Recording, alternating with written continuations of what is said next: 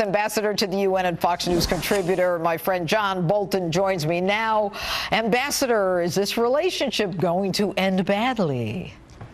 Well, it's going to end badly for the United States and its friends. I'm afraid from Iran's point of view, this is about the best deal that they could expect. Of course they're happy. They're going to get the economic sanctions lifted. They have made essentially trivial, easily reversible concessions on their nuclear weapons program that leaves them on a path for nuclear weapons at a time of their choosing. When you say that they've made concessions, but they're easily reversible, when the president says, you know, we're going to be watching them, we're going to know what's going on, do you not buy that?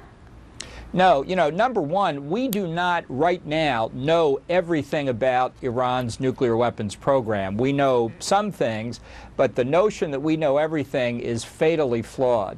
Number two, the deal itself doesn't cover all aspects of the nuclear weapons program. It doesn't cover the weaponization aspects, and it doesn't cover ballistic missiles. And number three, you have to assume, as the president says, we will know immediately when Iran violates the terms of the deal. And that's false, too, I'm afraid. Well, what about the fact that last Saturday night I was talking about the fact that, you know, Iran said no snap inspections, and then this Saturday night they're like a vision of transparency.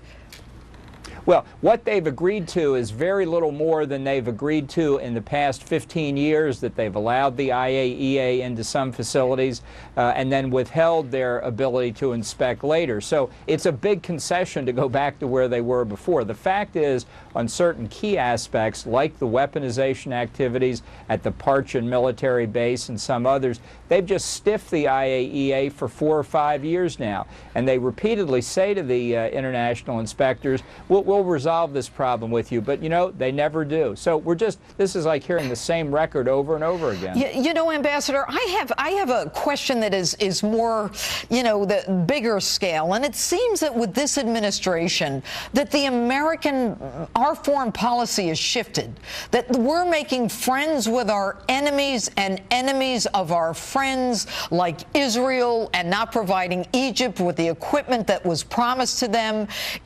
Is this a major shift on the world stage, not just in terms of our being reduced on it, but who we are and who we stand with?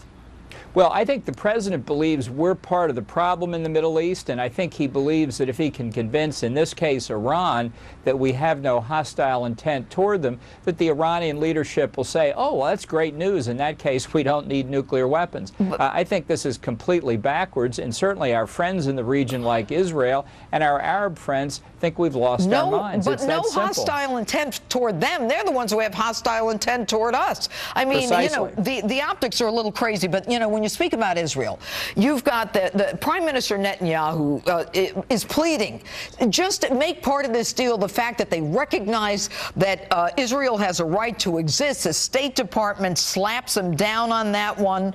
And while Iran yells, chants death to Americans and we're going to destroy Israel, isn't that a danger zone, not just for Israel, but for us?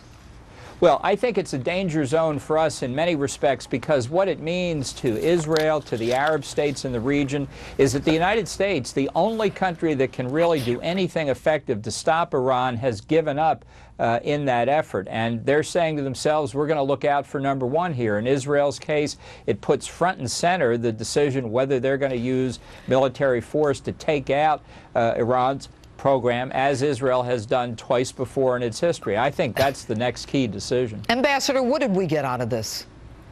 I don't think we got anything, frankly. I mean, it's an embarrassment. This is probably the worst negotiation by top-level Americans in recent history. We have made concession after concession that essentially legitimizes not only Iran's nuclear weapons program, it legitimizes the regime we still call a state sponsor of terrorism. Very good point. Yeah, it legitimizes them, that's for sure. Ambassador Bolton, thanks so much for being with us. Thanks for having me. All right, and with me now, Republican